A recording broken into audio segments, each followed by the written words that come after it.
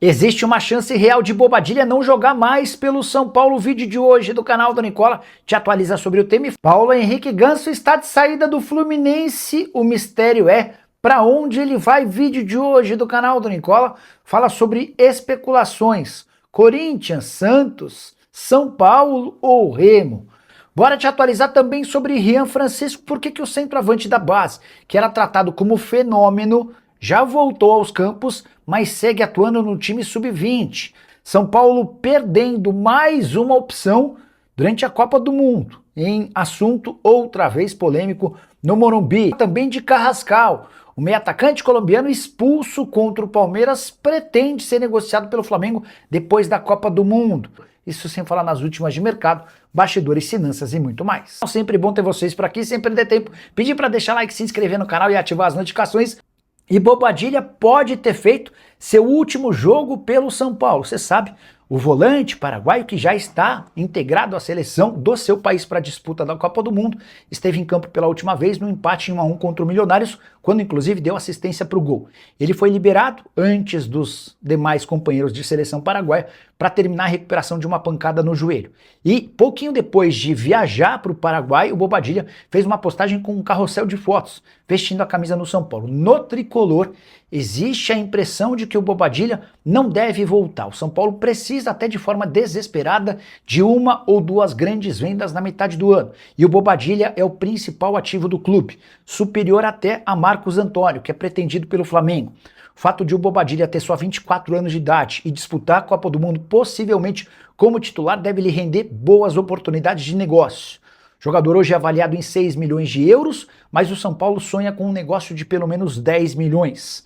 Quando comprou, o tricolor gastou 2 milhões e 700 mil euros junto ao Cerro Porteño na temporada de 2024. Nesse ano, Bobadilha soma 28 jogos com 3 gols e 5 assistências. Gostaria da sua opinião sobre o volante paraguaio. Ele deve ficar? Qual seria um número ideal para que ele fosse negociado? Já usa o espaço para comentário e registra a sua opinião. Só não esquece de deixar like, se inscrever no canal e compartilhar nosso vídeo também. Se você ainda não é inscrito, resolva esse problema agora se inscrevendo. A gente se encontra. Tchau. E Paulo Henrique Ganso está de saída do Fluminense nessa terça-feira. O próprio tricolor carioca usou suas redes sociais para confirmar que o Ganso não atua nos 2 últimos jogos do time antes da pausa para a Copa do Mundo, tudo para que ele possa avançar em tratativas já iniciadas. Abre aspas para a nota, no início da semana o atleta informou a diretoria sobre o interesse de outro clube em sua contratação na janela do meio do ano. Em razão disso, o clube decidiu não relacionar o jogador para que tenha a tranquilidade e as condições necessárias para decidir seu futuro. O Ganso tem contrato com o Fluminense até dezembro, mas perdeu espaço. Dos últimos 10 jogos, em 7 ele nem saiu do banco. Dessa maneira, nem será relacionado para as partidas contra o Laguaira, nessa quarta-feira, Libertadores da América, no Maracanã, e também no duelo contra o Cruzeiro, Campeonato Brasileiro, no fim de semana. Esse jogo contra o Cruzeiro seria definitivo, porque ele já tem 12 partidas no Brasileirão. Se fizesse mais uma, chegaria a 13 e ficaria impedido de atuar por outro clube. Agora a dúvida é para onde o Paulo Henrique Ganso vai.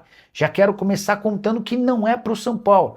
No Morumbi, nessa terça-feira, quando o São Paulo venceu o Boston River por 2 a 0, existiu o rumor de que o tricolor tinha negociações avançadas com o Ganso. Antes de gravar o vídeo, durante a madrugada, entrei em contato com o dirigente do São Paulo que afirmou, abre aspas, não é o São Paulo com quem ele negocia, não falamos sobre Ganso, fecha aspas. Há nas redes sociais quem garanta que o Ganso está indo para o Corinthians, por indicação de Fernando Diniz. De fato, eles trabalharam bem nos tempos de Fluminense. Ninguém no Corinthians quis se posicionar. A relação do Ganso com o Santos poderia fazê-lo retornar à Vila Belmiro, para reencontrar, por exemplo, seu amigo Neymar. Mas o boato mais forte hoje é de que Paulo Henrique Ganso negocia com o Remo, clube da cidade de Belém, de onde ele é natural. O Ganso nasceu em Belém e poderia voltar para sua cidade natal para tentar salvar o Remo da zona do rebaixamento. Só uma curiosidade, Remo e Santos se enfrentam na próxima fase da Copa do Brasil. Só para completar, contar que o São Paulo, que venceu o Boston River por 2-0, está nas oitavas de final da Sul-Americana. O triunfo fez com que o tricolor terminasse em primeiro no seu grupo, 12 pontos para o São Paulo, 10 pontos para o O'Higgins, 8 pontos para o Milionários e 3 para o Boston River. O tricolor agora aguarda o seu próximo adversário. O que dá para contar é que o Arthur, emprestado pelo Botafogo, fez mais um bom jogo com a camisa do São Paulo. Foi dele o primeiro gol e também ele foi o autor de toda a jogada do segundo gol, que resultou na marcação de um gol contra do Boston River. E você gostaria do Ganso no seu time? Já usa o espaço para comentário e registra a opinião. Não esquece de deixar like, de se inscrever no canal. A gente se encontra assim que surgir notícia. Tchau. Por que Rian Francisco segue jogando no Sub-20? O atacante, que é tratado como um dos grandes fenômenos da base do São Paulo, passou na temporada passada por uma cirurgia de reconstrução do ligamento cruzado anterior do joelho esquerdo. Até aí nenhuma novidade. Retorno dele em 8 de abril pelo time Sub-20. E lá se vão 8 partidas na equipe de base sem que ele seja promovido. Muito torcedor do São Paulo tem perguntado, o Rian Francisco não vai subir? O que está acontecendo? A verdade é que o São Paulo está postergando esse retorno porque ainda não vê o Rian Francisco, primeiro em ritmo e depois com confiança para jogar no principal. Nas 8 partidas pelo Sub-20 ele foi titular em 6 e reserva em 2. Sabe quantos gols? Nenhum gol marcado e nenhuma assistência. E diante dessa dificuldade do Rian Francisco em ser protagonista na base, que eles preferem que o atleta continue adquirindo melhor condição e também confiança para depois ser promovido ao time principal. Inclusive, na última partida contra o Criciúma, pelo Campeonato Brasileiro Sub-20, o Rian foi reserva e entrou apenas nos 19 minutos finais. Jogador que foi artilheiro da Copa São Paulo de Juniores do ano passado e que, pelo profissional do tricolor, soma 16 partidas e 3 gols marcados. E Carrascal pediu para ser vendido pelo Flamengo.